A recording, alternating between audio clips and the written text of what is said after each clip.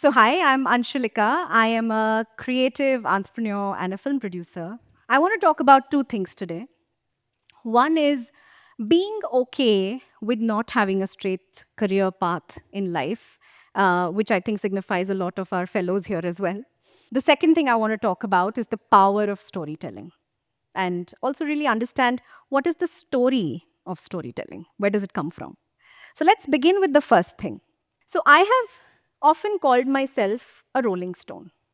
I studied English literature, did not go and do the usual engineering and MBA, and but I still landed in McKinsey somehow.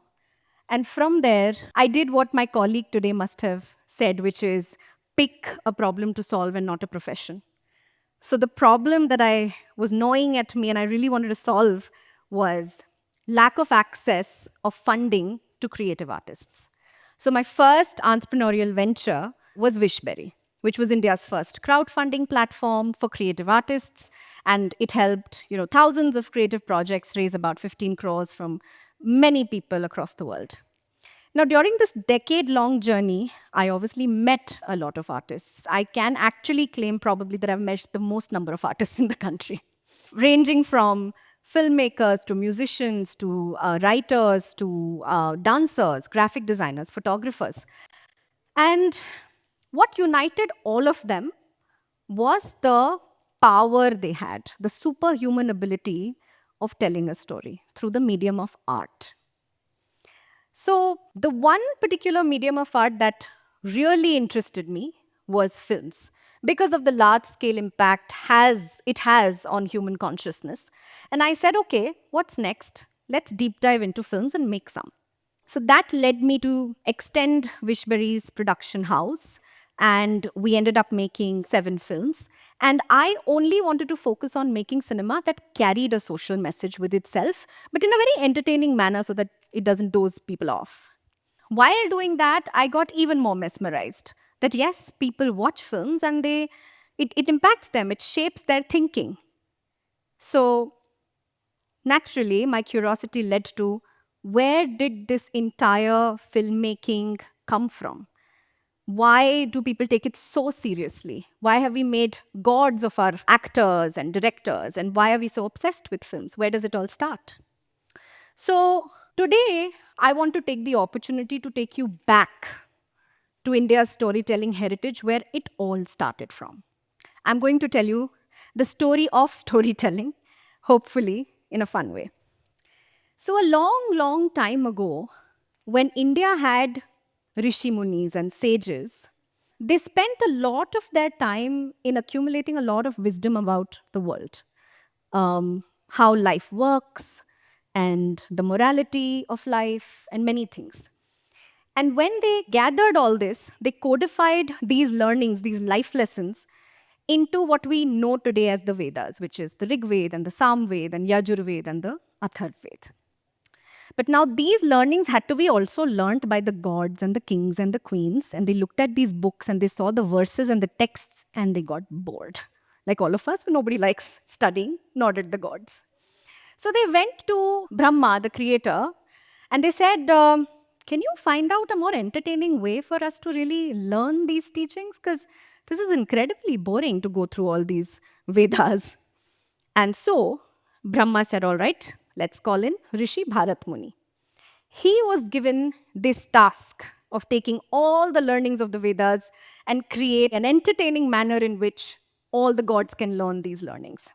And then what we don't talk much about is the fifth Veda that emerged, which is called the Natyashastra. What Rishi Muni did was he took myths from Rig Veda, he took sentiments from Atharv Veda, he took melody from Sam Veda, and gestures from Yajur Veda. And all this culminated into Natya Shastra, which today forms the foundation of every art form. Today, even it is even relevant today. So whether it is a dance, whether it's a performing arts and theater, or whether it is a movie, it all traces its roots back to some of the keys that Natya Shastra provides.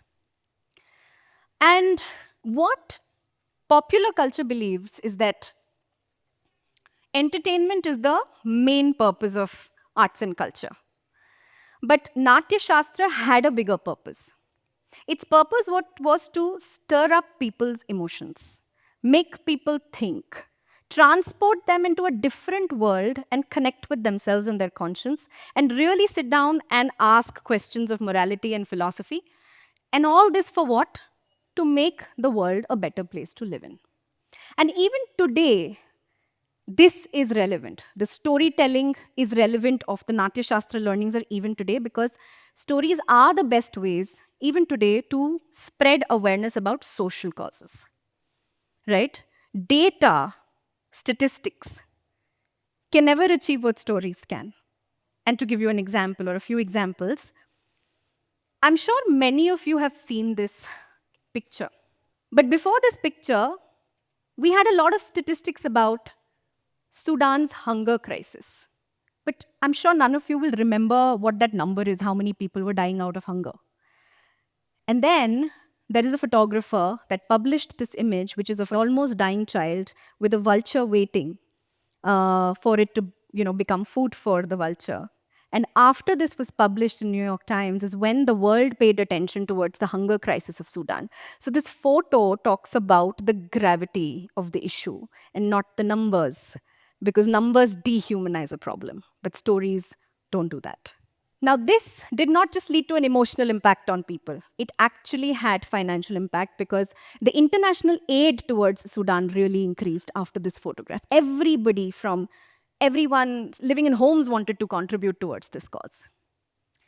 The next example is of a book. I'm sure a lot of you know about Harry Potter. While it is the best-selling fantasy novel, ultimately, it's the best way to teach children about friendship, loyalty, facing their fears, right? I mean, if they were to theoretically read about all these topics, they will be incredibly bored. So the best way to engage them with all the moral learnings was a book. And films which have a much larger impact, and one of my favorite films, Tare Zameen Par, made everybody question parenting and the rat race and how we ignore the special gifts of children. At least we have something like this today that children can make their parents see and ask them to not behave like one, right? So this is the impact of storytelling. And this led me to realize that, but India doesn't have storytellers as much as we should, as much as the engineers are, as much as the business managers are. We have zero storytelling. When India has the legacy of Natya Shastra, can't it lead the world into a higher awakening, a spirituality? Because we know how to entertain you with stories and make you realize what you should actually be thinking about. I mean, hell, even the engineers and the business managers need storytelling to sell their products, right? So we have to do something about a storytelling school. And that obviously then led me to my second problem that I wanted to solve, which is having a writing school in the country. So Lakshmi and I got together and said, okay, let's launch Writers Inc. with a lot of help from the community. And what came about is India's premier skill building initiative in storytelling. Now, it's just been 2 years. And in 2 years, what we've done is we've started with a course on film writing. And our aim is to not just have this writing school create great stories. I mean, obviously, that will be the end product of a writing school. But ideally, the aim of the school is to make writing a very visible career. You know how engineering is a visible career? Like you get into an IIT and then you know exactly how your life is going to shape from there. You'll get into this particular company, and then after this, you'll do that. That is how visible we have to make the writing profession so that nobody gets scared of this profession, right? Your parents probably don't want you to get into this profession because there is no visibility. There is no pathway of how does it become a career, and we all have bills to pay, so that has to be solved as a problem. So what we're trying to do is we're trying to create a world-class education of storytelling in India. We want to be the channel between the industry and the writers to kind of, meet and obviously create a nurturing community. So since 2022, we've run 2 feature film screenwriting labs where we've developed 60 screenplays and we've put them in front of the industry. People have pitched all of these screenplays to lots of OTT platforms, studios, producers, and in the end, they've gotten a lot of opportunities from them. We've had 75 companies participate We've had almost 90% of our scripts reviewed by them, and now 25% of them are on the way to get produced, and not just get produced, but also those writers have been hired, because employment is really important. A visible employment and a regular employment in this particular field is very important. So, Writers Inc. has a very unique proposition. It is a school and it's also a lab. This is how we do it. So, you come in to learn the fundamentals of screenwriting, because the first program is a feature film program. And the curriculum has been designed by a global faculty who also teach this thing too. In sitting in India, you can learn from the global faculty. And whatever theory, whatever the fundamentals you learn on screenwriting, you also apply it on your script. And by the end of the lab, you come out with a full script, which serves as your resume in the industry. The spectrum of topics that you learn ranges from how to structure your story, how to develop your character, how to develop your theme. How do you even take feedback when you take this story to the world and people have questions about it? Because this is also a very important life skill, taking and giving feedback. And we call a lot of guest speakers who come and not only talk about their process of screenwriting, but they also talk about how did they make it to where they are. How do you navigate this career and, possibly reach the levels where they have? So, Writers Inc. is dedicated to putting Indian storytellers on the map of the world. We want to use storytelling for impact and entertainment, and hopefully provide a visible path. And some of you who are sitting in the audience, the students, I hope you will take this profession very seriously, because this is truly a superpower to change somebody's mind about a topic.